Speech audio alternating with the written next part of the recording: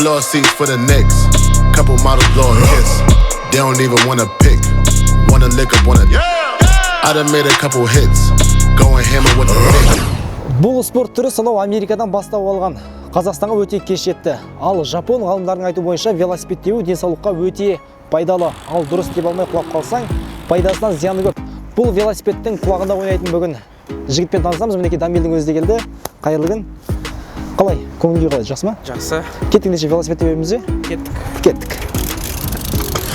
Меня зовут Дамиль, мне 16 лет, я родился в городе Семей. Менің есімім Дамиль, 16 жастамын. Семей қаласында туылдым. Бұл спорт түрімен 2015 жылдан бастап, яғни 10 жасымнан айналысып келемін. Велосипед тебу денсаулыққа пайдалы, әрі маған ерекше күш-қуат сыйлайды. Соның арқасында кей кездері құлап қалсам да орнымнан тұрып, ары қарай сүйікті ісімді жалғастырамын. Осы спортта Қазақстанда кеңінен дамытуға өз үлесімді қосқым келеді. Әрі қазақстандықтардың Олимпиадаға барғанын қалаймын. Биылдан бастап бұл спорт түрімен кәсіби түрде айналысып, Қазақстан ұлттық құрамасына кіргім келеді. Әрі шетелдерде еліміздің намысын қорғап көк туымызды желбіретсем деген арманым бар. Әрқашан достарымызбен жиналып Семей қаласының көрікті жерлерін велосипедпен аралаймыз.